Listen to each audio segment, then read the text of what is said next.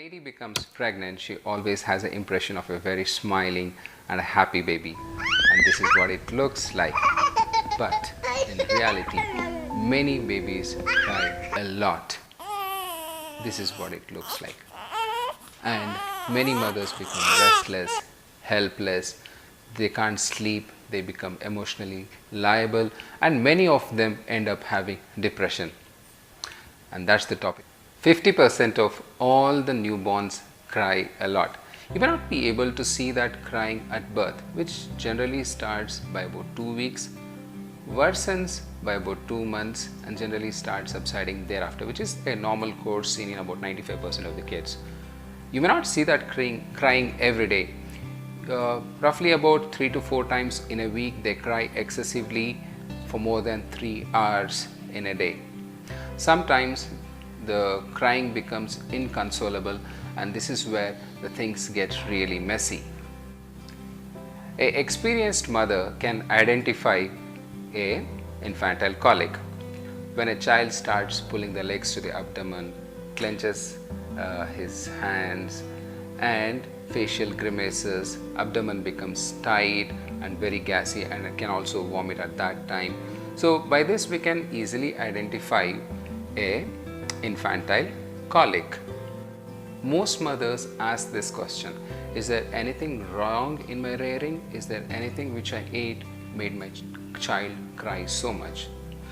That's not the case. Anything which you eat, whether it's potatoes, onions, or jackfruits, or pulses, or any cereal, does not seem to have any effect on the infantile colic.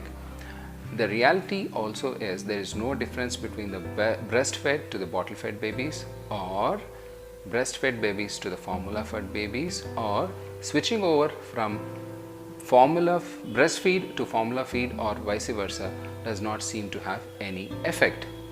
And also there is no difference in the gender. Both boys and girls are equally affected.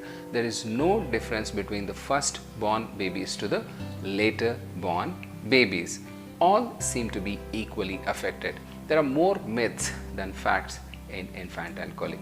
Over 30 years, a lot of investigation has been put on this, and this is what the conclusion is. The role of a pediatrician is to make a proper diagnosis of infantile colic and differentiating it from other organic causes of milk intolerance, or feed intolerance, or fructose intolerance, or anomalous left pulmonary artery, or anything which can be more dangerous than being a simple infantile colic. And that's where my job starts. Once it's done, we have to offer the treatment. Treatment offered from the medical part is almost as good as negligible. So there are some medications, but I think I'll not touch upon that because some of them are not so safe to the kids, and even those which are offered does not seem to have any benefit to the kids. So what are the non-medical measures of handling an infantile colic? See, it's more easily said than done. So carrying your baby, frequently allowing the baby to suckle on your nipples, and pacifier usage, car rides, close proximity to the body. These are some of the measures by which you can handle the infant's crying.